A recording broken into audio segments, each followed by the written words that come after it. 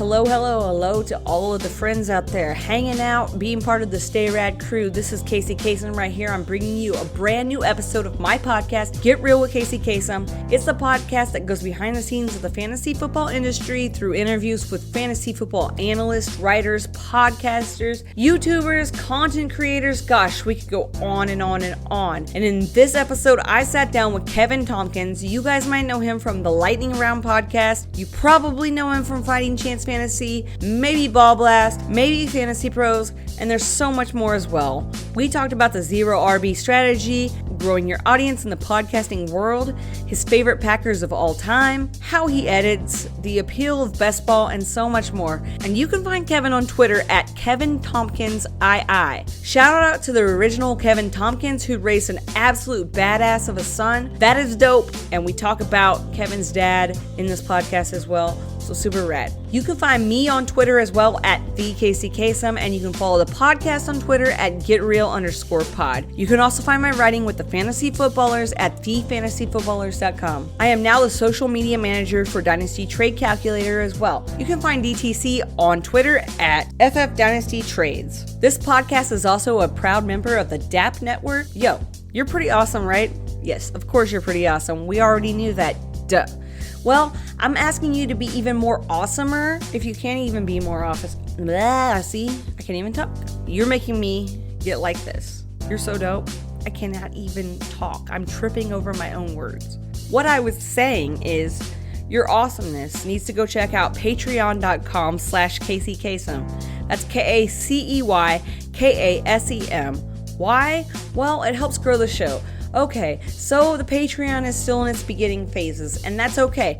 We're trying to grow the show. We're trying to make it bigger. I want to be able to post videos and how-tos and question and answer sessions with actual people in an actual live environment. I think that would be dope as well, but the only way I can do all of this stuff is if I get the Patreon a little bit more bumped up. So if you can afford a few dollars a month to help grow the show, that would be super, super, super rad. Again, it's only a few dollars a month. I'm going to start putting out some premium content that you're not going to want to miss out on. So if you go over there to patreon.com/CaseyKasem, that's KACEYKASEM, just a few dollars a month, and that would help grow the show so awesomely. I know there are a lot of awesome content providers out there, and I'm not going to try to compete with those guys and those gals. What I'm trying to do right here is just grow the show. And if that means you going on and reviewing this podcast and rating this podcast, I mean, that's all I can ask for. So if you like this podcast, you're getting a lot of information, and you just want to help support the show, let's say you go over to Apple and you're like, hey, I want to leave an awesome review for this podcast. Go ahead and do that. You guys are super dope. You've been here since the beginning, and I'm so happy about that. But if you have a second to go over there and just leave a review, leave a rating, I would be so appreciative. So thank you again for that. All right, with all of that out of the way, I just want to say here is my conversation, and it's a super awesome one that you're going to want to stick around for the entire time. Here's my conversation with Kevin Tompkins. Yeah, that's exactly. Cheers. Whoops, cheers. There we Cheers. go. That's exactly how the show is supposed to start. So very, very glad you could join me with a cheers, Kevin. And I'm really happy that you can be here. And I'm sure everybody listening right now is excited to get to know you. We'll jump right in, just because this is a show getting to know behind the analyst, behind the guy we see on Twitter, the guy that we, that's reasonable. So tell me, let's start at the beginning of life. No, let's start when you were young. Did you play sports? Were you interested in sports? How was that situation? Well, first off, thank you so much for having me and reaching out. This is awesome. I've listened, to your stuff, and, we go way back on Twitter, certainly. You were probably the first person I ever followed in the fantasy community when you were writing stuff, just with Fighting Chance, and you were the reason why I saw Ryan Hallam, wanting to get more people into Fighting Chance. So I'll just preface everything with that. And you were the bridge to where I am right now, Casey.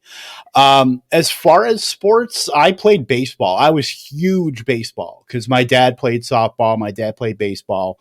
I pretty much emulated him growing up. So diehard Yankee fan, grew up in Syracuse, New York, played Little League, did all that, played Babe Ruth. I played 1 year of football in like 7th, 8th grade, like the midget or junior midget or whatever it is.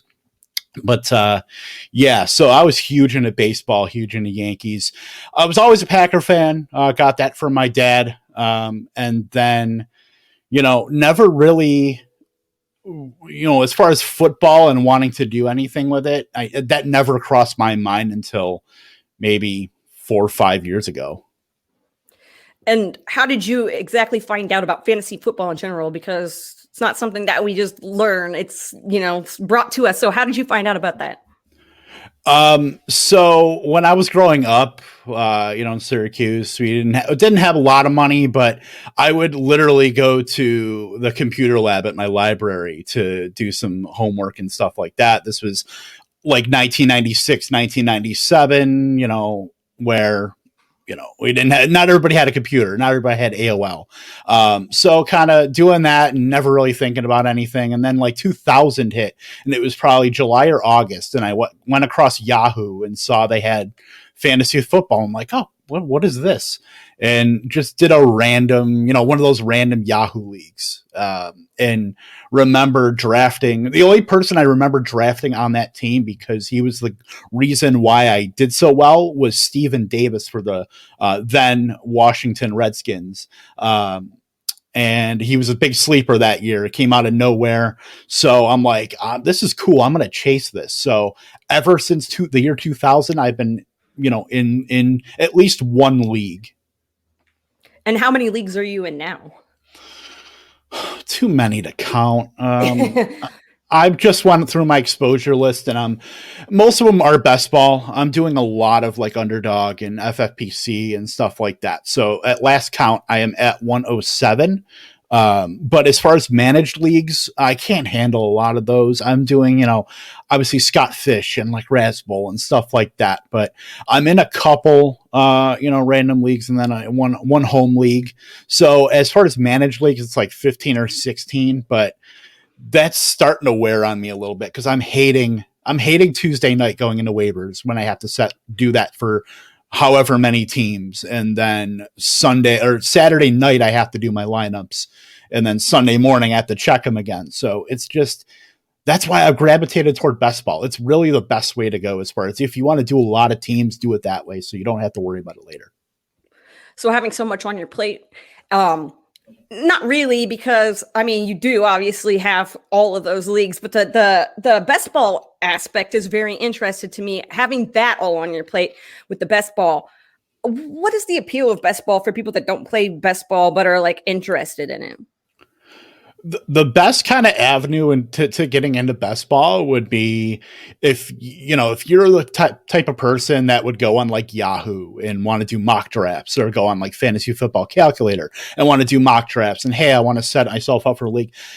Do it with live people. Do it with a little bit of skin in the game. You can go on like Underdog for $3 or DraftKings or whatever the case may be, and do that as kind of and you're getting, current ADP on stuff like that. So that is like the perfect way to get into best ball, and then you can kind of ramp up from there. But that is a good entryway into best ball, as using that as a substitution for mock drafts. Like, honestly, it's not fun going into a Fantasy Football Calculator draft and seeing, 101 Tim Tebow, 102 Johnny Manziel, and then they're auto picking that's not fun. No, like, it's fun as a joke when you're like, look what I just did. But yeah, that's your entryway to me. Okay, so now talking about having a lot on your plate, because we're talking about how you're not in a lot of managed leagues just because, of time and everything else. But you do a lot in the fantasy football world as, putting out content. So how did that get started? I know you briefly touched on it at the beginning, but just kind of explain to everybody how that went down. Yeah, so it was just a blind DM slide into Ryan Hallam's Twitter account. And I was like, hey, I'm interested in doing some fantasy football content, because at that time, it was just before, I believe, 2019. I want to say it was maybe December of 2018, where I slid in his DMs. But I was also doing a lot of work for this site called Pack to the Future, which is a Green Bay Packers website. Actually doing fantasy content for them, but a lot of Packers specific stuff. And that is what I originally wanted to do. Was I as a Packer fan, I'm very, knowledgeable and intimate about the, everything going on with the team. So I'm like, that's a good avenue. I've always loved to write, even going back to high school. It's a good way it's a good creative outlet as far as, I consider myself, to be, pretty creative, and I can't draw to save my life. I cannot, will not. I played music in high school. I played, I still play a little bit now when I can, but that is a creative outlet where I can let my personality come out to other people. So I really wanted to do a lot of Packers work, and just avenues weren't, even no matter what I would do, it seems like there's roadblocks wherever I could. So being able to take a look into the fantasy football space and to see what was out there, I wanted to be a part of it. So actually it was seeing your stuff on Fighting Chance Fantasy, and then, seeing Ryan Hallam, who I started to follow, Steve Rappin, same thing. So I sent him a message. I'm like, hey, if you need anybody to write some content, I'm, happy to give you some samples, happy to, do whatever I can to, be a contributor, whatever the case may be. And then, we talked, everything was cool. And then I just got in a random mock draft with I believe you were in it too, Ryan, Steve Rappin, Dwayne McFarland, Brian Drake. I believe Gary Hatta was one of his first things on Fighting Chance Fantasy was that mock draft that they had on the, at the time, the Tuesday Night Hustle with Brian and Dwayne. So yeah, that was kind of and then getting some compliments for the draft I had, which was just kind of mind blowing. Like who the hell is this guy? But he's drafting like, awesome dude. So, it's really cool to kind of get that early validation, and really just validation gets you going and wants you feel like you want to run through a wall, when I want to do this, I want to do that. I want to do everything I can, because I've got this little bit of this spark to do all sorts of content and whatever you can do to help out.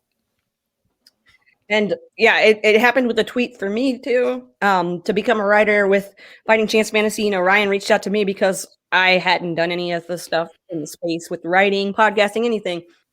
And he was like, hey, if you ever want to, I'm available to, take you under my wing. Come on. Yeah. So I was like, yeah. So that's how that works out. So yeah, Twitter's been very instrumental. How did you find out about fantasy football Twitter? Because it's a crazy explosion of awesomeness.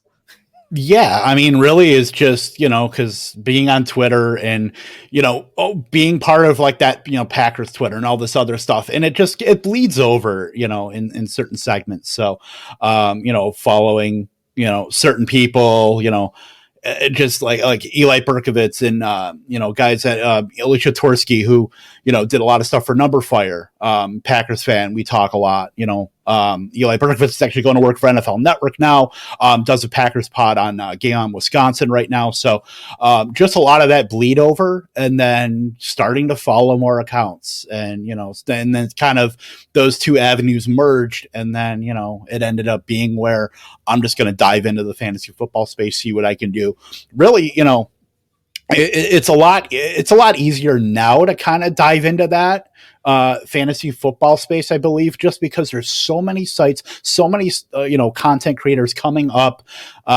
It's really a great space when it gets down to it. A lot of people just see the negative in the fantasy football community, but there is so much positive, and you can see just great people starting, it's life changing. Like you look at a guy like Dwayne McFarland, who started at Fighting Chance Fantasy, and, he had a job as, I believe he worked in healthcare analytics. He's now full-time at PFF. So, it's just the avenues here are amazing. You're doing stuff with the fantasy footballers, it's Fighting Chance Fantasy is a big stepping stool, and, still with them doing a lot of editing for them, not really so much on the content side, but I want to be able to get these people that are in Fighting Chance right now that kind of stepping stone to be the next Casey Kasem, to be the next Dwayne McFarland, to be the next Brian Drake, guys like that, girls like that. So it's really a great avenue. And, like I said, it gets a lot of bad rap because of the negativity that goes on in the fantasy football space. But there's no better time if you're on the fence about creating fantasy football content. Now the season is just starting. You have maybe a little bit of a limited window now, but you can start anytime. Right on. And there is just so much that Fighting Chance Fantasy has done, like you said, for all of us. And that's kind of what I wanted this podcast to be, was kind of like, how-to guide for people who want to get started, because, it is kind of hard when you first start. What do I do? How is this, going to go? So when you first started out, what were your emotions like? What were your feelings and what was going through your head? I hope I don't screw this up. Basically, you get inside your head. That's the the normal reaction. If you're not feeling that, I don't think you're normal, honestly. I mean, the first thing I ever did for Fighting Chance Fantasy, I believe, was write an early top 50 rankings, and it was on some spreadsheet, and it just looked so janky. And I'm like thinking this is the greatest thing in the world. And I actually just found it in a Google Doc not too long ago, and I'm like, what the hell is that? So, it's very normal to get in your head, and that's nobody's perfect. Nobody's going to come out with the greatest fantasy football article of all time the first time they type words onto a screen. That's not going to happen. It's not realistic. You should never have that kind of mindset. But the thing that you can do is reach out to people, even if you think that, you have why would they ever look at what I have no problem reaching out to guys like Nando DeFino, or somebody like that I've looked up to in the fantasy space even before I even did any content, because he used to be, with CBS and Jamie Eisenberg and Dave Richard, guys like that, that I've been reading for years upon years. We have an email chain going back and forth where, he's a great resource. And then just a lot of others in like group chats, stuff like that, where you can bounce ideas off of people. So if you just get involved in the conversation, that's huge, because that gets you kind of in the door. That can get you those contacts and get you that kind of, maybe get some recommendations, doing a mock draft or contributing to an article. And then, people see everything, like even the bad, even the good. You think you tweet something and nobody saw it. Lots of people see it. So yeah, that's some advice too, is that you don't have to put everything out there, but just know that everybody is going to see it at some point. So yeah. True facts. And there's no edit button, guys. So there's not yet. How long have we been asking for that? I know, 4 or 5 years now. There's the two sides of the thing where people are like, yeah, and then some people are like, oh, but they won't be accountable if they change, blah, blah, blah. Facebook has it. Old people don't know how to use the edit button on Facebook. You always see underneath, I'm sorry, my dad, no offense, Dad, but there's an edit button. Anyway, let's get back to the podcast so I don't burn any bridges with any more family members. And I want to know, what is your favorite thing to write about? Like, what topic is your like bread and butter, great, like smile, makes me so happy? Honestly, I've always loved wide receivers, and that's been kind of my thing, and that's low hanging fruit for people that kind of know me as a zero RB guy. Yeah. But I wanted to be a wide receiver when I was playing that year of football. I wore 84 for Sterling Sharp in my lone year for the Clay Panthers. Like just writing about wide receivers and being able to just watch, I'm not a tape grinder, I'm not a film grinder, but just appreciating, just the skill that goes into, running routes and footwork and separation and just, split end flanker, slot, all these things, just writing about wide receivers and being able to kind of separate and use what I know to make my own kind of, and put that out for people. Because, obviously I'm drafting all these wide receivers. There's not a lot I don't have, but I did go back and see, I have 0 shares of Kenny Golladay. So that's probably going to stay that way. But yeah, like just wide receivers, tight ends, kind of the same thing. There's honestly nothing that I don't like to write about. Like I will write about, I liked writing like book reports back in the day. I'm that guy and I don't even care. I'll put it out there. If I get canceled for wanting to write book reports, who cares? But I was always that creative writing. You give me some topic and I will put my own personality and put my own spin on it just because I love to write. I love to, being able to invoke emotion out of people with words that I put on a screen or a page. So you're not one of those people that tries to get like right to the word count when they tell you in school, like your report has to be between, you're like, I'm going above and beyond. I'm going over the amount of words. I'm just typing till I stop typing. If and thank the Lord there's Grammarly right now. Yes. In this day and age with, it was what 1998. We didn't have no Grammarly. Like, come on, we're lucky to get words on a screen, let alone I think people were people still using typewriters. I know my grandma had one and tried to get me to use it one time, and I said that was not happening. But yeah, like it's just there's so many tools out there that make it so easy to put out quality content, and Grammarly is one of them.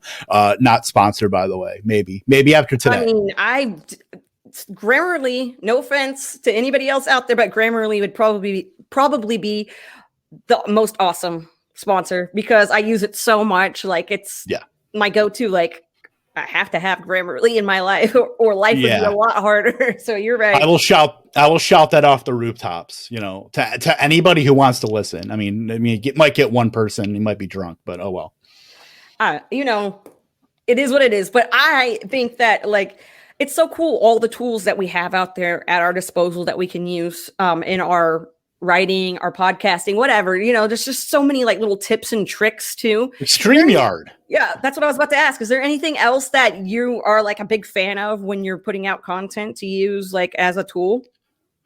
Like StreamYard is a game changer. Like I remember going on what was the podathon that we were on, was it 2 years ago with we were with Hallam. Were you on there? Yeah, and we were using what, Google Hangouts or Skype or one of those, and it's just so, and that was a deterrent for me wanting to do a podcast was I don't know how to do this. I don't know what the learning curve of wanting to do this is. I know there's this OBS StreamYard, but I'll admit it, I'm a boomer when it comes to computers. Like I am bad, very bad. I mean, I'm 37 years old and I feel like I should know, at least a little bit of something. I'm lucky if I can get on Google Chrome. To pull up everything here. I got a list of bookmarks across the top just because I'm not going to be able to find anything if I don't do that. So I'm a total boomer, but if I can do StreamYard, anybody can do it. That is an absolute game changer for content creators, no matter what, outside of fantasy football, whatever you want to create content for. That's great. Audacity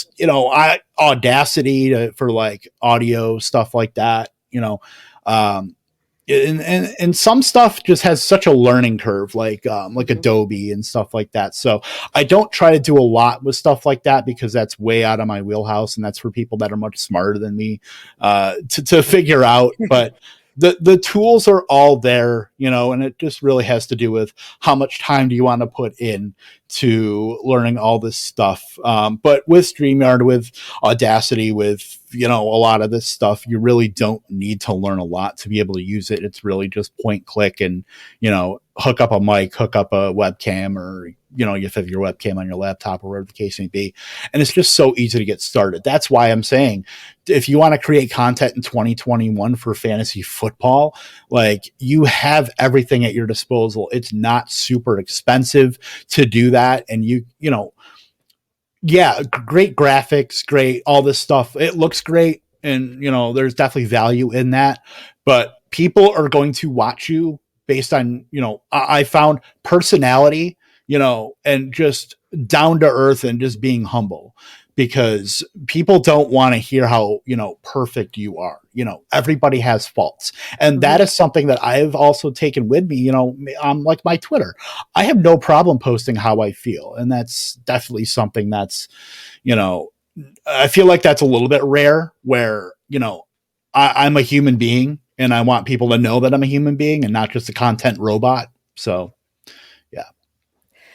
With StreamYard also, like, I don't know who was the person who first used it for their podcast in the fantasy football world, but that's how I found out about it. Because Hangouts was the thing, right? And then Hangouts was like no more with, YouTube and everything. So everybody had to scramble. And I really don't like recording on Skype personally either. Like, that's nope. Weird. And it's so weird. And I couldn't even tell you how to do it. I know people do, and they're always talking about the audio they had to pull off and do all this stuff. And I'm like, it's so much easier. We just press a button, and not knocking anybody's, like, if it works, but there are so many different ways to do things. How did you find out how to podcast, basically? Like, how was that process? That was a lot of trial and error, actually, because before me and Gary hooked up for at the time Fighting Chance Live, we did that podcast last season. Before that, I had one myself that I was doing. It was going to be called the Fantasy Escape Pod, and so I had graphics done. I had all this stuff. And I was just running this off my laptop with a bougie microphone, and and I have one episode that never saw the light of day. It was a mock draft with Kate and Michelle Majuk. That the sound was just so bad, and I felt so almost embarrassed just because I don't want to put that out and have people listen to that and feel, like, what is going on? I'm never listening to this again. So that is something where my personal kind of emotions kind of got in the way of that for about an entire year. Cause that was at that time this was April of 2019. This is a few months before I moved to North Dakota, where I am now. So I'm by myself in an apartment. Like, I already know I'm moving to North Dakota, and I'm just like, you know what? I should probably kind of wait to do this. And then we ended up doing, doing a live stream, and you were on the first episode of that. I believe, I want to say it was July or sometime. But yeah, so that kind of got our feet wet, and Gary is, was kind of hesitant, and that's one reason why we kind of fit very well together, was because we have the same kind of emotions and feelings on podcasting. And what if they don't like us? Are we doing, is what we're doing, is this what we're supposed to be doing? So that's a big hurdle to get over, especially when you're putting not just yourself and your voice on, out there for everybody to consume, but your face as well. Cause I may kind of seem extroverted, but I'm very content being by myself. I'm an only child. So, that's just how I do it. And, my girlfriend's got me out of my shell a lot. So I owe a lot to her with that. And that certainly helps with being able to do podcasts and stuff like that. I have no problem with that now, and it's just maybe a comfortability to getting out there and doing that, and just saying, screw that. I'm just going to do it. And I don't care what people think. So yeah, just the podcasting, it's just been a life changer for me, behind the microphone, and just really in real life too. And had you ever guested on any podcast prior to being your own podcast, or was this like a first jump into it? No, the first time I had ever gotten on a podcast was actually Open Bar in April with J Mike. I think I was Sal Lito was the other. There's another guest too, and I can't think of him. But I know Sal was on there, and that's how we started talking. So, love Sal, obviously. One of my closest contacts with in fantasy. But yeah, that was, and I didn't really talk that much. Like, I wanted to, and then I just was very content on hanging back. And that's something that I still kind of deal with today, because it's hard to really get yourself out there, especially when there's multiple people. It's, it's one thing when it's you and me on a podcast, or, me and Gary and Coop and other people. But that's, for the first time, that's kind of daunting to be out there with maybe 4 other people that you don't really know that well, and where you're expected to maybe put out some takes. And so that's why I kind of hung back and spoke when I was spoken to. But obviously met all those guys in Canton, and it's just obviously met you, and it's so fantastic to be able to be a lot more comfortable in my skin doing podcasting now. I really do think that the open bar is a rite of passage kind of, and it's also like that was my first podcast experience too, was going on open bar. Gabe was like, "Hey, do you want to come on?" And he was a second guest on this show because I was like kind of paying it for, come on my show because I came on yours, and as a first, Yeah. to be able to have some place for him to come, like those guys, J Mike and Gabe are just super awesome people. And what they have going is awesome too, because so many people come out of there making friends, making connections, networking, doing all that jazz. So super dope. Absolutely. They're fantastic people. J Mike was I was so happy I got to meet him. He was like the last person that I had on my list that I want to see them this weekend. And I was at the Ball Blast booth and I saw him walk by. I'm like, J Mike, holy crap. I'm like, and he's like, Kevin, he told me he'd buy me pizza, and I told him he's a damn liar. So, I hear these people. I was at the expo, but I was in such a mindset that was like a crappy mindset for a good portion of the time I was there. Not when I was around people, but just like when I was at my hotel and when I was just because I was there by myself and all this jazz, right? And getting in my head. But I would have liked to, but Gabe was there. You were there. How was the expo, by the way? Let's talk about that because I had Alex on last week, Alex Caruso, and he was there. I met him as well. And he was telling me how much fun he had. So how was that experience for you? Now, I was in the same boat. I went by myself. I was actually one of the first people there, I believe. I was there on Thursday afternoon because I had an extra day off of work, and I'm like, you know what? I might as well fly out. I booked these tickets in February, I want to say. I got way ahead of everybody. I'm a travel agent, so I was able to just get these all taken care of in the hotel and all that. So yeah, I was by myself, and I don't drive, so I'm just sitting there and basically in the hotel and at the bar and doing all this stuff. And so Friday comes, and I am getting the elevator, and the first person I see is Michael Sipes. So I'm like, okay, this is going to be a great weekend. And then, saw a bunch of people like Nate Markham, Jorge Edwards, at the hotel bar. And it's funny because I sat with Nate and his wife. Me and his wife were talking. I had no idea who it is. And that's the thing. You can only go by so much, from what on Twitter. A lot of people don't have their picture up there on their avatar. I have a cartoon picture of me, but I've had me up there for however long, but yeah, it's not, and before they get those lanyards with the thing, you're not walking up to somebody's stomach and be like, hey, who are you? Like, right. Let me pull you up on my Twitter. No, but that Friday night was wild. Like I saw the first people come in, like Sam Wallace, I could not believe how tall he was when I met him. Like the dude was like 6 foot a billion. No, he's 6'2", but nicest guy in the world. And, he is exactly who he is on Twitter.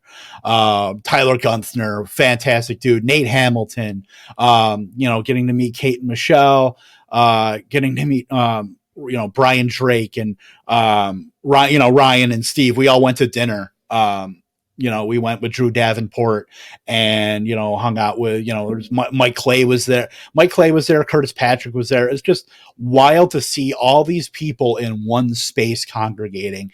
And I did not have one bad experience talking to anybody.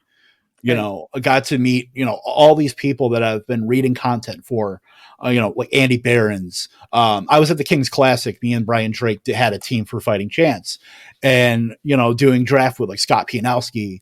And then I helped out with the big auction, Brad Evans, Mike Clay, Bob Harris, all these guys. It was just wild. It was absolutely wild to be able to meet all these people, actually shake their hand, talk to them, and just chop it up. I mean, you get kind of they're exalted almost when you're, on Twitter and like, what would he ever, be doing talking to me? But, just being able to talk to like Jeff Ratcliffe and Denny Carter, like just have a conversation with the three of them while we're all 3 sheets to the wind.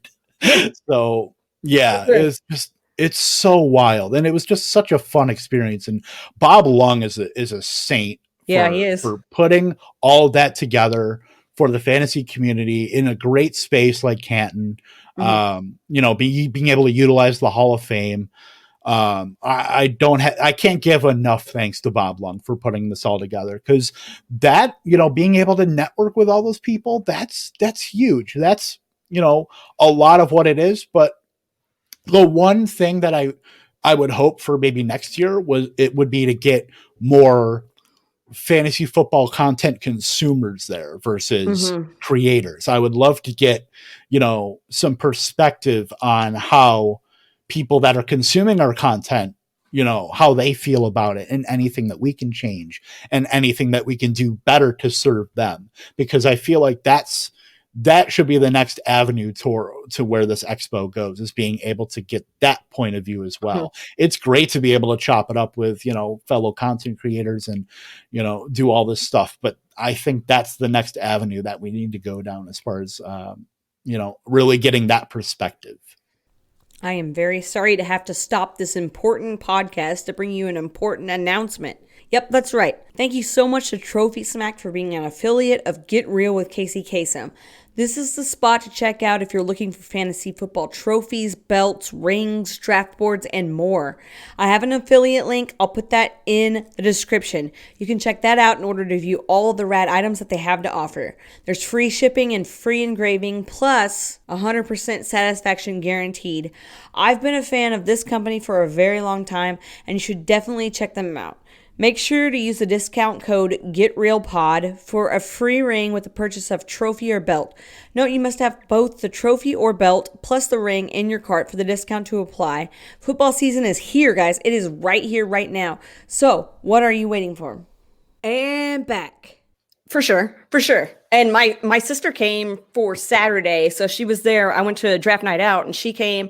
She doesn't know anything about. I mean, she plays fantasy football with me, and it's super awesome. She's really good at it, because I know she's listening. I know you're listening. That's why I'm saying that. She always says, "Oh, I heard you talking shit about me." Anyway, not to talk shit, but I took her there, and she's chatting it up with, so many different people, and she's like, "Oh my God, this is the coolest thing ever." So yeah, getting those people in, and the sessions that they had, like I sat in some of those sessions, like the Dynasty Trade Calculator and the Dynasty, strategies and everything. And it was so cool to see how packed all those rooms were with people that were like taking notes and asking questions. So yeah, I wish I could have gotten into some of those. I was working the Ball Blast booth, so I wasn't able to really. I walked around for a little bit, but those panels are super awesome. I would love to get on one of those next year. I even joked around with Bob Lug, like, when are we going to get the Zero RB panel next year? There you go. With 4 people there. So I mean, you know what? Or people throwing tomatoes. We'll hand them out at the door, and then if they choose to use the tomatoes, it's up to their discretion. Perfect. Either that, make some ketchup, do what you gotta do. There you go. Exactly. I want to go back real quick, because we're talking about your podcast with Gary at when you guys started out. How did you and Gary decide that you two were the ones that wanted to come together and do a podcast together? And what was that process that was going on in that situation? So, I mean, from the debacle that was the Fantasy Escape Pod, I had still, in the back of my mind, I'm like, all right, I'm in a good place right now. I'm in a good place financially. I want to be able to, if I'm going to do this podcast thing, I want to be able to do it right. So started getting some stuff together, and I'm like, all right, I know Gary was looking to do a little bit, and then this was right before he won Scott Fishbowl. So kind of lucked out there. He'll say that, oh, Kevin's only there because I won Scott Fishbowl. Screw you, Gary. But no, I mean, it just worked out perfectly, and being able to plan that. And Gary's fantastic. He's one of my best friends. Couldn't ask for anything better with him. And, like I said, we were pretty much in the same headspace as far as wanting to do a podcast, wanting to get off the ground, the same kind of feelings and emotions in starting one, anxieties too, because definitely a lot of those.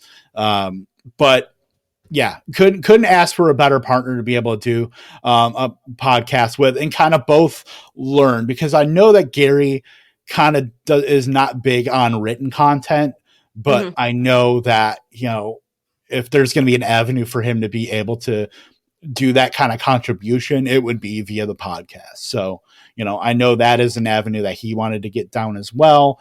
And I think it was just a perfect match as far as me and him getting together, being able to do this and getting, so many great people to come on with us to just share some knowledge about fantasy football and, have some fun along the way. How do you get these great people to come on your podcast?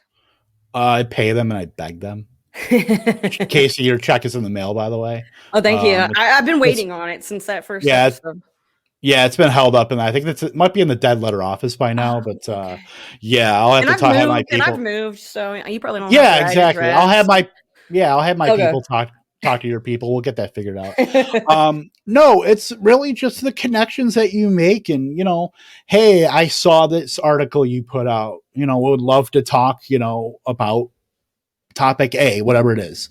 Yeah. Sure. All right. Boom. Then you have that contact, and then you can, keep the connections open too. It just does not. It doesn't end as soon as you go off of live on your podcast. Like, keep those connections going and do all that. Like being able to just build it up and asking people, because like I said, you have these exalted views on people like Liz Loza. I think I went through you to get. You and Liz Loza were with us last year. The infant, if you want to go back and listen to her Zach Moss take from last year.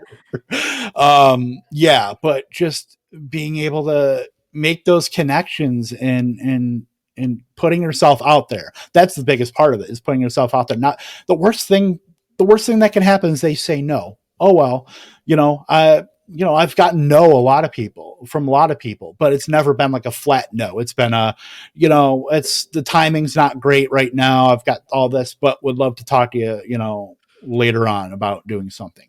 That's the thing. People are so gracious with their time and energy to be able to help grow fantasy football and grow this community. Like, there's not a lot of people that are in it for themselves, and that's the best part of it. I've only come across a couple people. I'm not going to mention them by name, a fantasy football counselor. But sorry. You're not the first person on this podcast to somebody else brought him up, but less subtly, more like, no, I'm not going to get into it. If you guys listen to the Matthew, never mind. Keep going. Hey, y'all. If you really like my glasses, I've got glasses in all kinds of colors and styles. They're just super dope, and they really set off your style. So if you want to check out some really cheap glasses that are really well made, you should go to zennyoptical.com. I'll put the link in the description, but if you go there, you'll get $5 and I'll get $5. So what are you waiting for? You want some awesome glasses? You're looking for cheap sunglasses, prescription glasses, whatever. Go over to zennyoptical.com. Make sure you check out my link that's in the description to get $5 off your order at zennyoptical.com. And we back.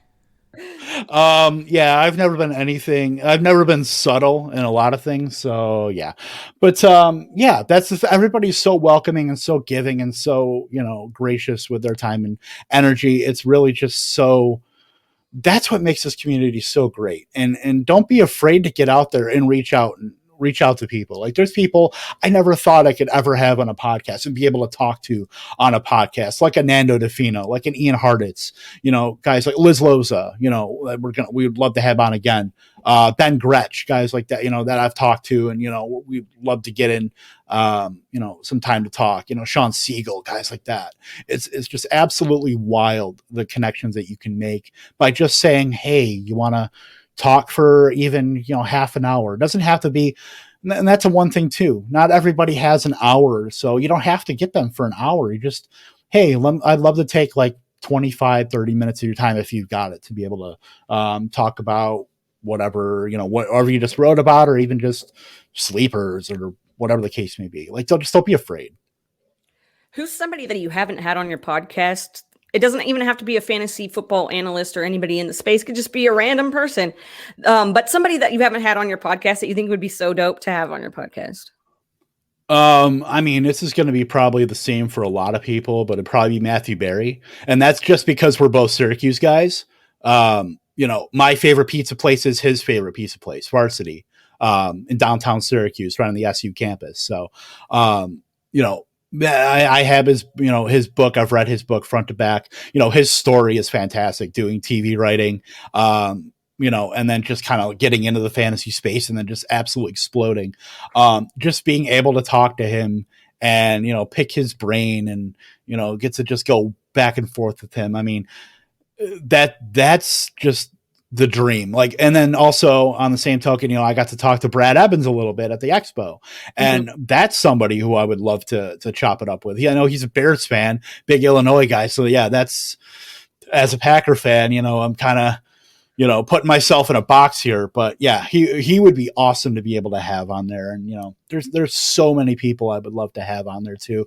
Andy Behrens, people that have Jamie Eisenberg, guys like that I've been following for so many years and, that I've kind of looked up to in this space. So, that Stefania Bell's another one that I've definitely looked up to and love reading, anything that she puts out as far as the injuries and stuff like that. And I've listened to the 06010 podcast, as long as I can remember for fantasy. That's like the first podcast I listened to for fantasy. And I think that's a lot of people's first podcast too. That's their first exposure to that kind of medium. So yeah, that's like my short list, but there's so many people, that I would love to just even talk to for 20 minutes and just to be able to pick their brains. Do you ever go and listen to yourself back? I know if, some people are like, I don't edit at all. Some people edit, but do you actually like listen to the conversation and go back, or is that off limits? I do sometimes. I honestly hate the way I sound. Like, I cannot like listen to myself for more than a minute. And then I'm like, yeah, I get kind of that, oh, I'm embarrassed. I can't believe somebody's going to listen to that. But I'm a heavy editor. I'm very OCD and a bit meticulous with that. Like, I'm a little bit of a perfectionist as far as like getting things down to, okay, this is when I need to insert the intro at this point, or I need to insert the outro at this time. Like, and I need to cut that little, where I can hear myself breathing in. I'm kind of bad with that, and that, I know it takes a lot of time, and I could be just rip it from StreamYard and throw it in Audacity, put intro, outro, and then you're good to go. I just don't know if I can do that because I want people to hear the best version of everything. So I'm kind of a perfectionist in that way. But yeah, listening to myself, I cringe, not gonna lie. I mean, I'm in that same boat, and my excuse for not really doing as much editing is that this is a conversational podcast. That's like us just talking. So like if there's a big long pause, I'm taking it out. If I cough or like my internet goes out because it's crap, that kind of stuff. Yeah. But it just depends on what you're putting out, and you have to realize what kind of podcast you're putting out too. And that's another thing that I didn't notice or think about when I went into, before I did this podcast. I also attempted a fantasy football podcast, and it didn't work out the way, whatever. But it is very time sensitive, and you got to get the stuff out real quick. And so, do you feel any added pressure when you're like editing and stuff, or is it like you're in a you've got it down, you're in your zone? Yeah. So, I mean, it's definitely the time sensitive nature of the everything in general with football, definitely it's kind of that internal clock at that point. But as far as editing, I don't really feel that too much as long as I get stuff out, in the next day or so. But creating content, like right now, we're for lightning round. We're doing 184 player profiles, like minute long videos on YouTube. And right now we have about 25 of them. And I'm looking to get them all done by like Friday night at the latest. So I'm not going to sleep likely. I mean, it's just, but it's something that I'm very passionate about and want to be able to do that and want to get that out to people, because people are the most, the busiest time for drafting is going to be this weekend. So that's something where, Mac Jones, I just heard he's, the starting quarterback now. Well, what are we going to do with him in fantasy? Am I going to draft him in the 9th round? I probably don't have to, but let me go on YouTube. Oh, Mac Jones, perfect. Like that's stuff you can't just wait on stuff like that. And yeah, it's a pretty big undertaking for that, but nothing makes me happier than to be able to put that stuff out and just kind of see the fruits of the labor, because that's what it's all about. People see that, if you want to move up in this industry, if you want to be able to do this for a living, you can't half-ass it. You have to whole ass it. So you have to just get out there, do it. And, time is time. It's always going by, and life happens, and that's perfectly fine. But you also have to put the work into to do that, and if you want to meet that goal, it's very important to do that. Let's touch more on lightning round, because you've talked about it, but I want to go more into depth about what it is and how that came about, how that spawned off. So can you give me more information on that? Yeah, so lightning round is so myself and Gary, we ended Fighting Chance live in, I believe, January of this year. And so we were talking about how we want to kind of move forward, because we didn't want to, we're still part of Fighting Chance Fantasy and all that, but we wanted to kind of do something where we branch in, something standalone. So we were thinking about, what is this industry? What's the community? What are they talking about? What are they looking for? And yeah, there's hour-long pods, and that's great. But micro content is huge right now. And people don't have a lot of time to, devote so much of their time to hour-long podcasts. They want something more, digestible, and being able to just, bite-sized content. So that's where Lightning Round came about. Myself and Gary, and we also added Andrew Cooper, who is the lead NFL content creator for fantasyalarm.com. So we got linked up actually through Scott Fishbowl last year. And we also do a Fantasy Besties show on Mondays with Linda, JB, Jared Berry, Jordan Loop, and myself, and Coop, obviously. But yeah, so we got linked up doing that through Scott Fishbowl. That's where I got linked up with Coop. He puts out a lot of great work on tight ends, and as far as being the lead, he's now the lead content creator for Fantasy Alarm on the football side. So he's just smart as a whip, and just somebody that was a natural add as far as wanting to make it, from not just me and Gary, but adding that third person really has a great dynamic to that. But yeah, the premise of that really was of Lightning Round was to kind of get some quick content out. And I think this is, obviously we're putting out minute-long videos now, so it's perfectly digestible to be able to get stuff out to people without, people saying, oh, I don't have time to watch a 45-minute video on breakouts or sleepers. I have this guy, and I don't want to have to search through a podcast to find something on Christian Kirk. So yeah, so I think that's a perfect vehicle for fantasy, and I don't see a lot of people doing that. I know there's, some people doing micro content, but not a lot, not as much as I would think. So I think that's something where we can kind of capitalize on that and be at least unique in that aspect. And then I did get a lot of comments actually at the expo thinking that we ripped off the Dynasty Rewinds logo, because it's similar as far as Lightning Round to their like the 80s motif kind of. It's close, but it's different. That's all I'll say. I did get that, like, I always get you two mixed up. I'm like, how? He has awesome content and we're just, fish in a barrel here.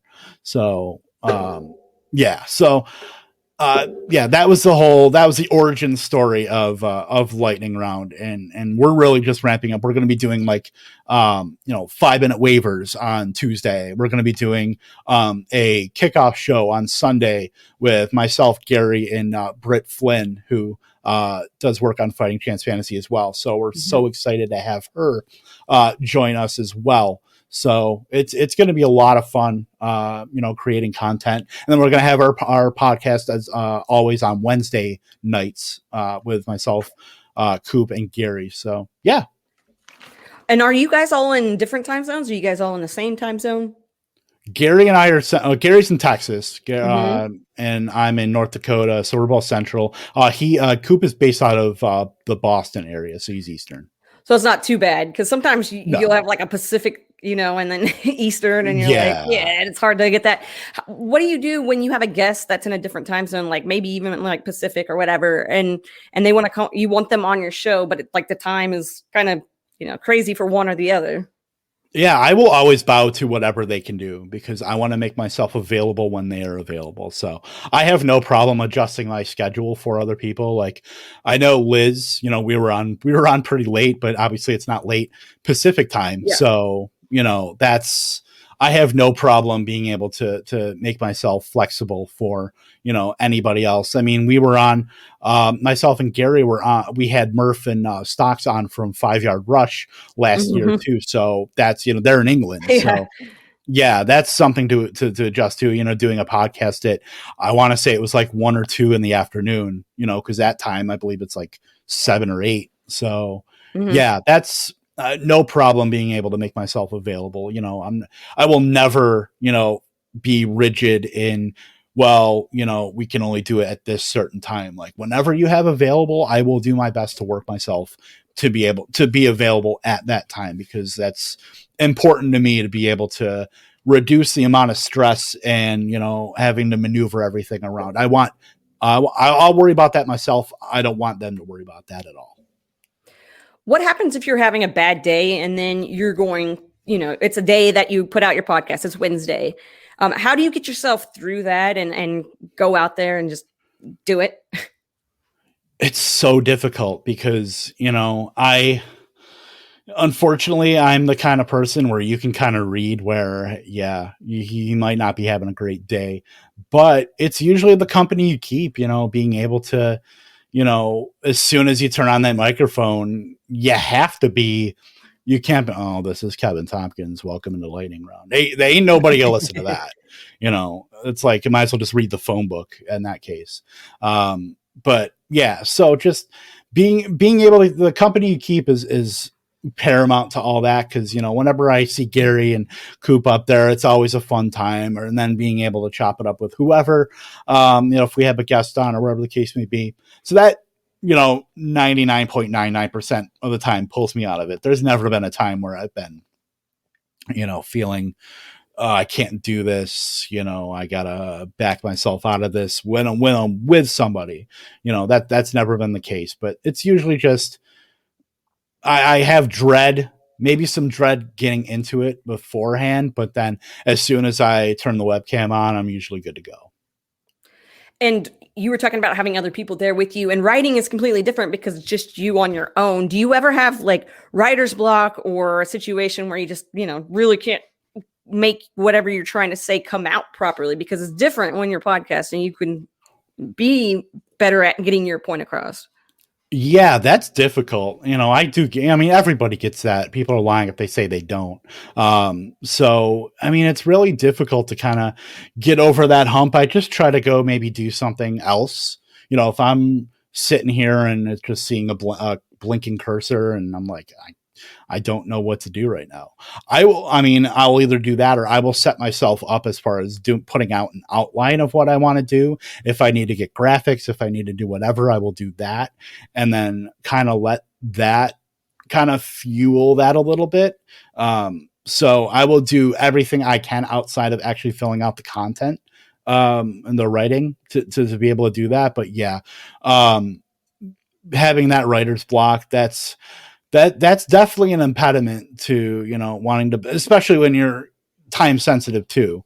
Mm-hmm. It can be very difficult to do that, but I will step away and do something else, and then usually if I'm doing something else, I'll have something in my mind and I'm like run back down to the office to be able to at least get that down or put something, on a piece of paper and being able to bring that with me and just collect them all and then kind of piece them together later. But yeah, that's writer's block sucks. And especially if it's something that, I need to get this done the night before. Yeah. Yeah. Yeah, I get that. I was asking for personal reasons because I'm having that kind of issue right now. So I just wanted to kind of get your take on everything. When you are putting out a podcast for the first time. I want to ask a couple more questions about your podcast, because I know a lot of people that listen to this show, they're trying to get tips and ideas on putting out content like that, putting out podcasts. So how do you promote the podcast once you have the podcast, ready to go? How do you get that word out? Yeah, so I mean, being able to utilize different kind of, because Coop does a lot of stuff on Reddit too. He's very in tune as well with beer sheets, which is big on Reddit as well, and getting a little bit of a foothold on Twitter. The fantasy football newsletter as well, their community on Discord. The Discord communities are very, very good tools as far as being able to pump content and start to get kind of a rumbling or a following too, because they're there for a lot of them are just there for the same reason, to follow one person or follow an idea or whatever the case may be. But being able to that is something that is very lost on people, and I'm not great at it either. I'll admit that 100%. As far as like Twitter, like I always feel like I'm bothering people when I put stuff, like if I'm gonna blast stuff out one after the other, I feel like I'm bothering people. And then that's where I feel like, well, maybe I should just scale back. I know you probably can't do that when you have all this when you have content, but yeah. I can't help but shake that specific feeling where they keep seeing stuff from me. They're just going to like block me at this point. But yeah, well, I mean, if the Twitter algorithm is putting it so that we're seeing all your content and nobody else's, I swear the Twitter I don't know what they do, but I'm like, I don't know. I don't see a whole lot of back-to-back tweets from people. Yeah, I don't. And that's something that's I will never understand. I don't think anybody will ever understand, other than like that Jack guy on Twitter. Is the Twitter algorithm. It is the worst, and I do not understand how what posts get traction and then some just die. I will never understand that, and to why people just do not see it, even if they're actively looking for it. So yeah, it is what it is, but you can only do what you can with Twitter, with Reddit, with Discord, with all these avenues, YouTube. YouTube is very, appearance oriented. Obviously you're putting yourself out there. Their videos, graphics are very, that's the one avenue where that is pretty important, because that's what you're using to draw people in. So, our color scheme is pink, blue, and yellow. I mean, if that's not going to draw people in, we're screwed. But trying to be able to do that. And, we certainly thank Jordan Loop, Cantaloupe _FF on Twitter. He did our lightning round our logo, and kind of branched off of that. He had the idea for all that, as far as, putting that all together. So definitely indebted to him as far as doing that. But that's something where you can put out all the content you want, but if you're not having anything to draw people in, then you're kind of dead in the water. And then their algorithm too, I mean, it's kind of the same as Instagram's, where you need to post every day. And if you miss 3-4 days, you're back at square one. You have to build that up again. So, it's tough. And, I know we talked to some Instagram fantasy football content creators at the expo.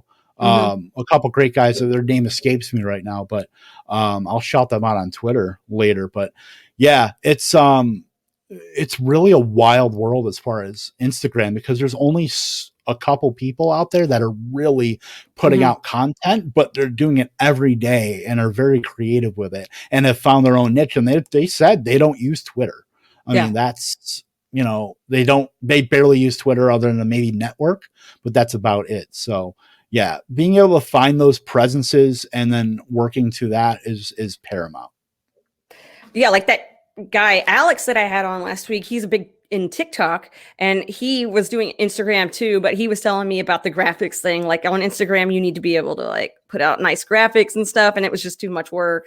And, like you said earlier about putting out that content in those bursts like that, the small, then that's why he does it on TikTok, because, you only get a certain amount of time. So that's really cool. And you're talking about all these different apps and all of these different websites. And you're like, I'm 37 and I don't know anything about the computer.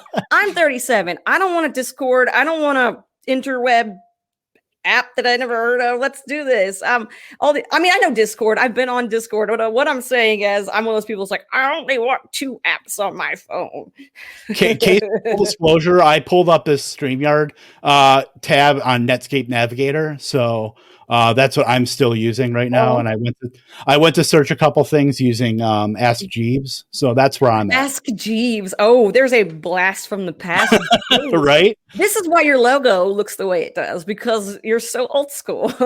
Yeah, I put them all on my GeoCities page, so you can go on find that. GeoCities. I had a nice what I have, like an Angel Fire website, and we can go all day. Tripod. Yes, tripod. Oh my gosh. Mm-hmm. Oh man. Memories. So you've been doing fantasy football for a while. How has fantasy football changed since we're talking about going back to the past? How has it changed in that 20 years? You didn't have like one site doing content. I mean, it was pretty much on Yahoo.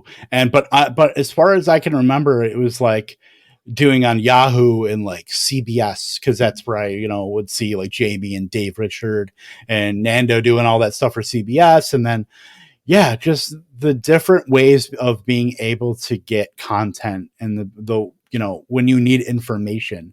So like the first league that I did that I shared with my dad, it was all on pen and paper. Like we didn't do it on a computer.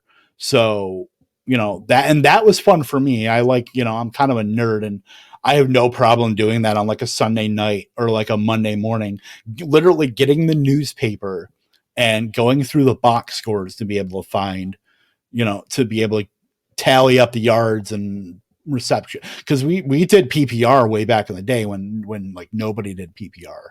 So that was big. And yeah, me and my dad always shared a team. We had our undefeated season in 2006, I believe it was, or 7. Wow.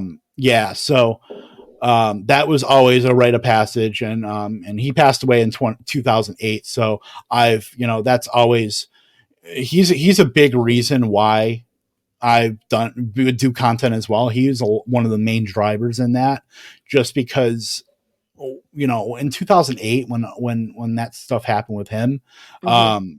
I was a jerk. I was a jackass. Let's get it right. I mean, I was 24 years old at the time. So, I mean, when you're 24, who isn't, honestly, but just being able to turn into the person I feel like I am now today from then, I think he'd be proud. And, he knew how much I like to write, and I never ever gave anything like this a thought to what I'd be doing today back then. So, I mean, just that's a big driver in, why I do what I do, every day, mm-hmm.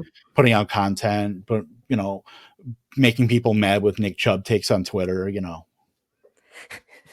That's awesome to hear, though. Like, I love hearing those kind of stories about, dads and their influence, or moms and their influence, and all that's just awesome. And to be able to have that camaraderie with your family like that, and be able to share that bond. So yeah, your dad was a very lucky man to have you as a son, and I'm sure he would be very proud of you. So super dope.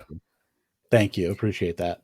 And putting out content, is super fun to do, but we all know that you can get burned out when you feel like, everything is just at that point where like it's just a lot. How do you get yourself back into the mindset to be able to, focus on fantasy football and all that jazz? Or do you have to take a little bit of time and get yourself in that mood? I feel like I could do it with bursts. Like I can just, kind of decompress for a few hours and then get back into it. Like I will try to set aside time where, because the way it works out is, my girlfriend works from home. So, and she works until about 10 o'clock. So when I'm done at work at like 5:30, I still have that time to be able to do that. So I can do whatever as far as content, all that in that time. But usually after 10 o'clock, it's usually like no go. Like we're spending time and late dinner and stuff like that. But Yeah, if I ever feel, which, during the season's the toughest part because that's the most time sensitive with Mm-hmm. content to put out, is that feeling of getting burned out there. But honestly, the most burnout I've gotten is setting lineups and doing all that we talked about. Yeah. So, that's why I've gravitated toward doing all those best balls, is because I don't want to have to set. I'm going to, because I believe I have 20 something managed leagues, or however many it's going to end up being. But yeah, so um the burnout is definitely real, and I kind of take it a little bit easy because I like Dynasty, but I'm not super like content creating during the Dynasty time. I'm usually doing redraft stuff, full year round, and then I'll do Mm-hmm. best ball stuff. But like I'll get into do a little bit of Dynasty stuff, but I'm not super into it. So that's mainly the time where you start getting into spring, where I'll have a lot of time to be able to do some projects, go on vacation. Like next year, we're coming back to Syracuse for a wedding, so that's perfect timing there with right after the draft. Cool. So, yeah, I mean, that's the time that I usually take. But, Erin's been super supportive with being able to create content. And that's important too, because I know how much time I put into it, and she knows what my goal is. And she supports me to no end to be able to be able to achieve that goal. So, Mm-hmm. it's just that support is just, it's critical. Especially if you're with somebody, I can understand, because in previous, relationships that I've had, wanting to do something or a big undertaking like that and have met resistance, and that can just derail you.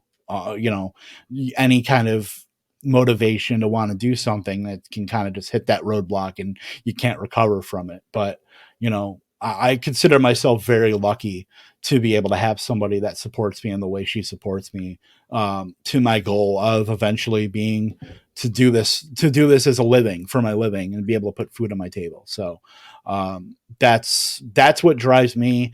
Even dead con if I have writer's block or whatever the case may be, it's not usually super long that I have that. I'll Mm-hmm. usually, my brain stays pretty active, and I try to just take a little bit of time, but always come back to it a few hours later.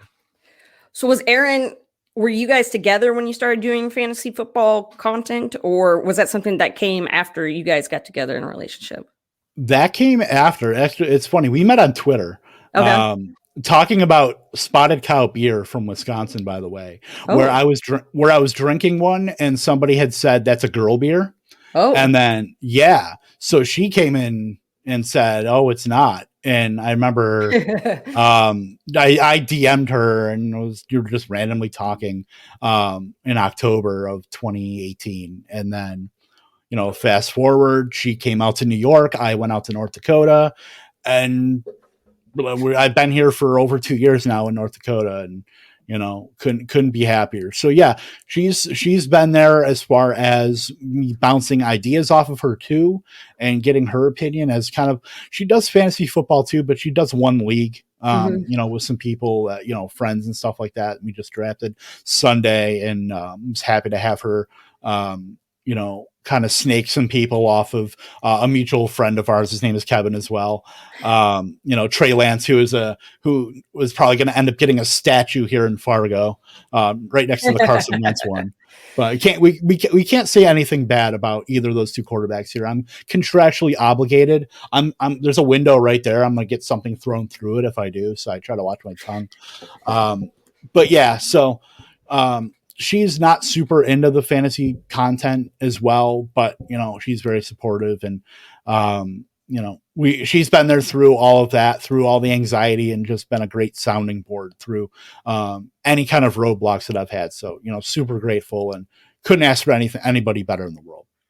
Well, that is awesome that she could go through this journey with you and see you be so happy doing something that you really enjoy doing. So that is really awesome. And I love getting that information from people that come on here that are in relationships, because everybody's relationships are different, but at the end of the day, it all goes back to they're still supportive. So that's super dope.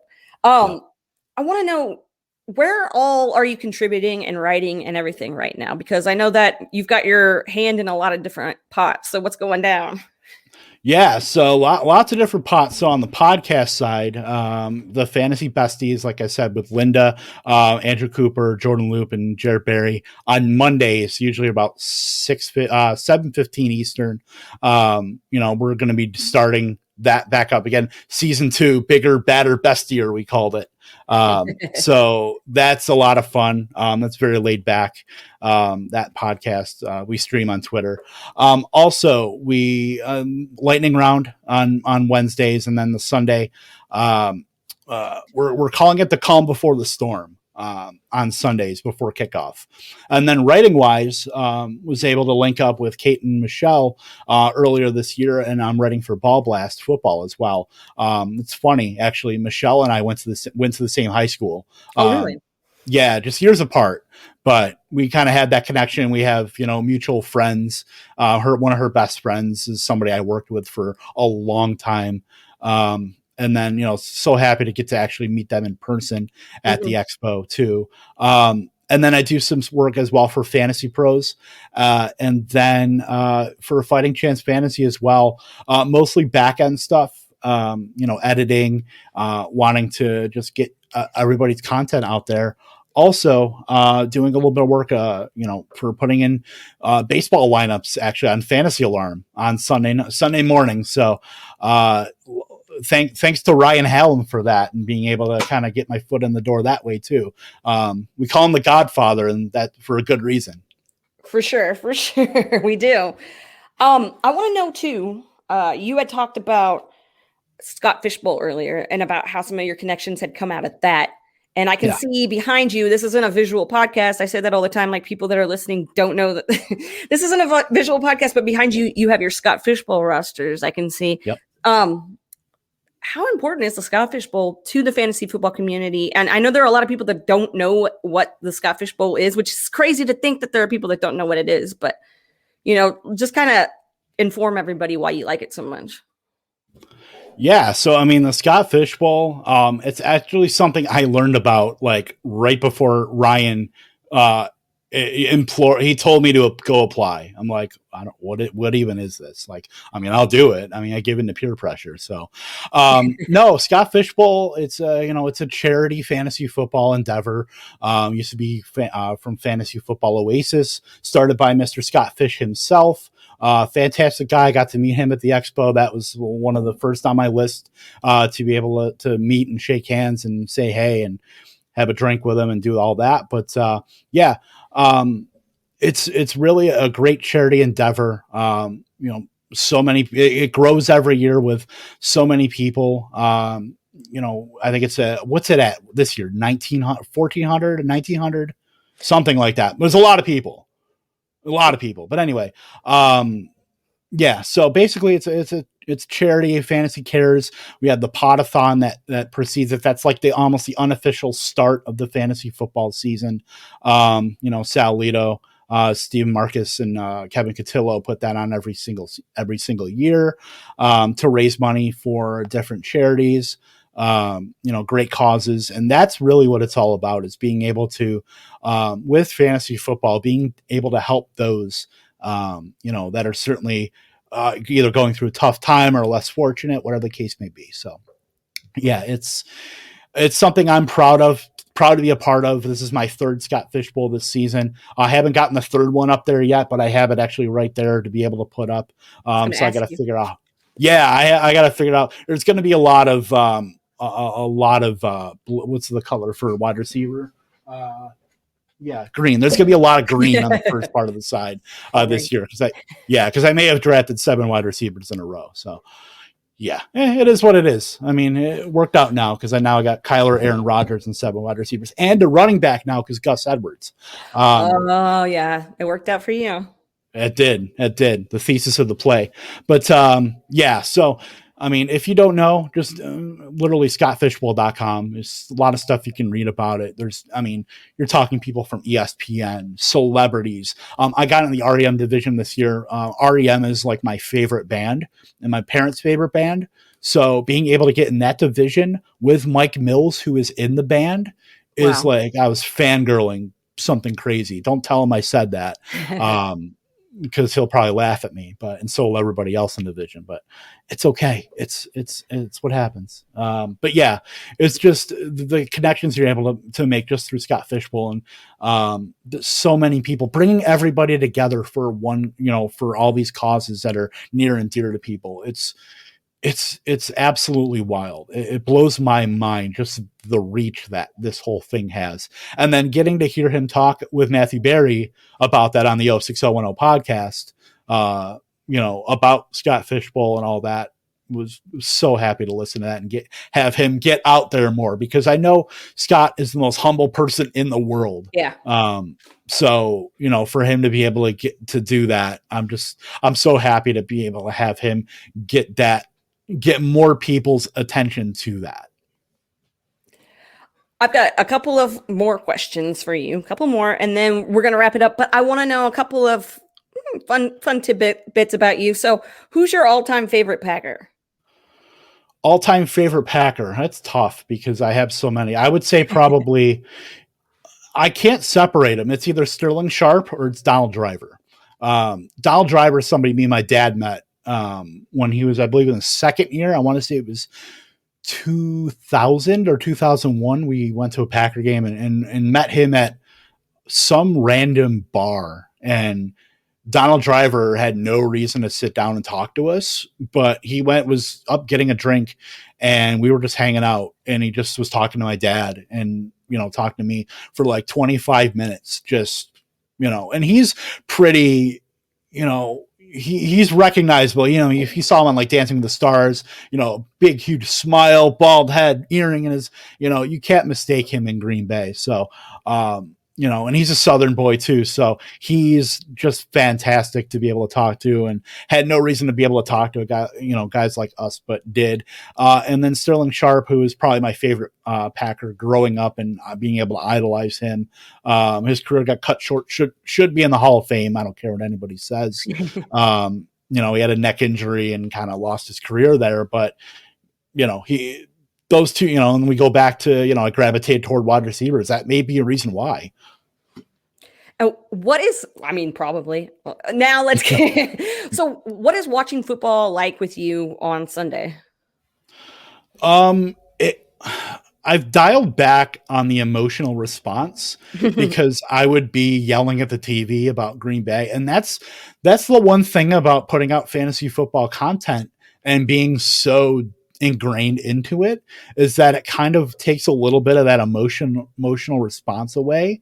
So like, I told you I have 100 plus teams.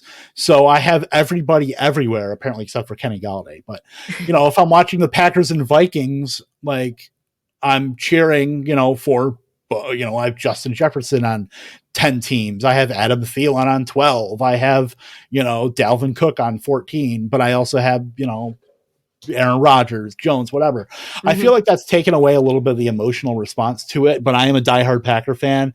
And, once, I will have that emotional response every so often, but, I have no problem even just watching a random Texans Lions game. If that were on, I would watch the hell out of it just because it's football. It's barely football considering who's on the rosters, but, I guess it's football and I'll watch it still. Hey, they say like bad pizza is still pizza. It's still good pizza. Like same thing for football. Bad football is still, football. So like, That is true. You're exactly right. So you brought up REM being your favorite band. What's your favorite REM song? It's probably What's the Frequency, Kenneth? That, or like that whole Monster album is really good. Cause that came out, I want to say in 95 or 96. That was like the height of I'm starting to formulate music opinions and really getting my kind of style, on what, that's usually around the time when you're like 11, 12, where you're, start getting influence from other people. So that, and then Automatic for the People, which was the album before that. That's probably my favorite album of all time. But, Man on the Moon's great on there. Drive is great. Sidewinder Sleeps Tonight. There's so many, that whole catalog from REM from like 1983 to like 2005, just absolutely, I will put that up with like almost any catalog, just because just the sheer number of quality albums, songs. I mean, it's all fantastic. That's just, I could listen to that. I could put on Spotify and just play that entire thing and just not even skip a beat and just start singing it. I'll, just I usually drum. That's like my bad habit, is just drumming my fingers on the desk and doing all that. But yeah, that's, and getting in that division was like a dream come true almost for somebody who's big musical, what am I trying to say here? Influence, was through my dad and my mom listening to REM all the time. So it was only natural that I got that. Like I got, sports teams, like I got in the Yankees. My mom was a Mets fan. Thank God I didn't get that. But I got that. I got it all from my dad.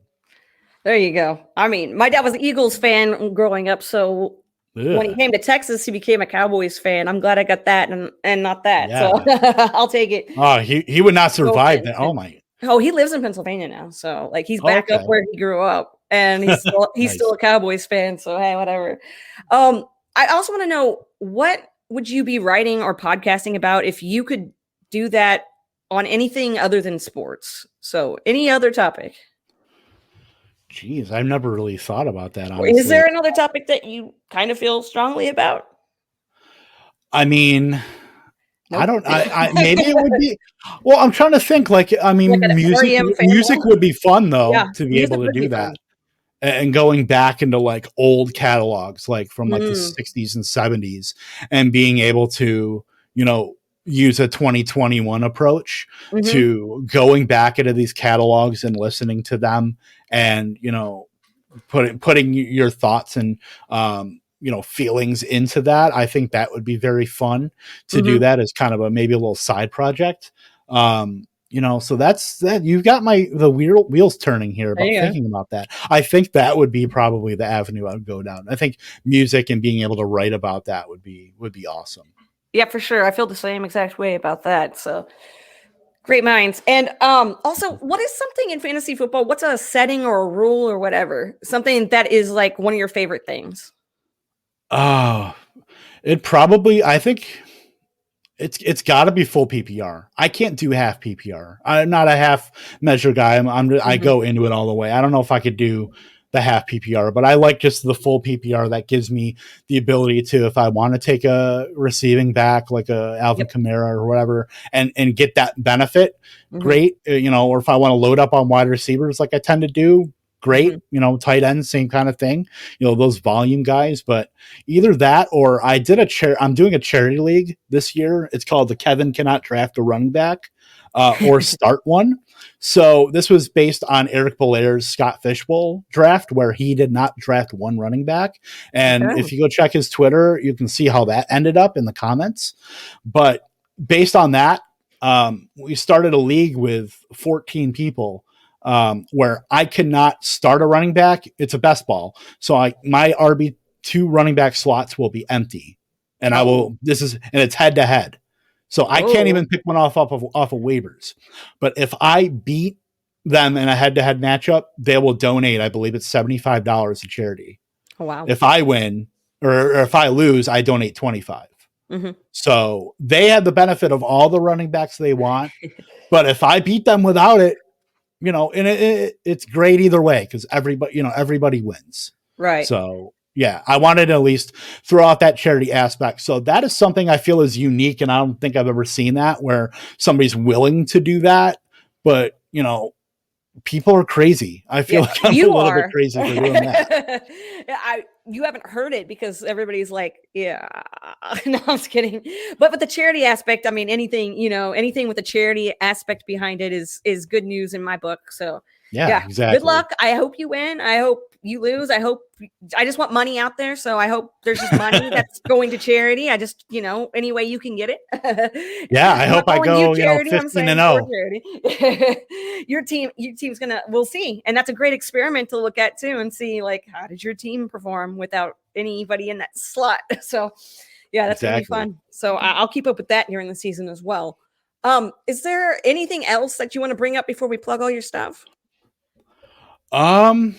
Geez, I think we pretty much run the gamut here on anything and everything. So, We'll do a nothing I part can think 2. of. Yeah, we'll hit part 2. Absolutely. Yeah, if there's unless there's anything else that you can think of, I'm pretty good. No, I really enjoyed having this conversation with you. It's really cool to like pick your brain and kind of figure out how you think. So if you would plug your stuff one more time, let everybody know where they can find you. Yeah, absolutely. Thank you so much, Casey, for just getting this time to talk, and Mhm. always fun to go back and forth with you. And we'll definitely have to do it again sometime, whether it's on Lightning Round or on here again, whatever the case may be. But you can find me on Twitter at KTompkinsII. Those are 2 lowercase i's because I am the second Kevin Tompkins. My dad was the first. You can find my work at ballblastfootball.com. We put out some tiers and rankings. You can check out the rankings there. I'm going to be doing a target share article every Wednesday or Thursday during the season as well. So be on the lookout for that starting in week 2 once we get some actual NFL games being played. You can find my work at fantasypros.com as well, doing some work on there. As always, Lightning Round Podcast, youtube.com/lightning round. Subscribe. We'll be doing a giveaway soon here before the season. We'll be giving away a signed jersey. So that'll be fun. I think I'm going to pick somebody off of the wall here to give away. And there's some good names up there. There's A.J. Brown, Ayuk, Adams, Robert Woods, T. Higgins, Deontay Johnson. It's going to be a good jersey. So we'll see how that goes. But look out for that. Like I said, we do our podcast on Wednesdays, a Sunday morning kickoff show starting at 10 Central, 11 Eastern. Where we will answer your questions about start, sit, lineup, go through inactives, do all that kind of fun stuff. Other than that, then the Fantasy Besties, like I said, on Mondays with Jordan Loop, Andrew Cooper, Linda, Jared Berry, and myself. Mondays at 7:15 Eastern. So, lot of hands and a lot of jars, but we make it work. Love it. Well, thanks again, Kevin, for coming on. Like, super dope having you on. And everybody out there, make sure you come back next week for another episode and stay rad.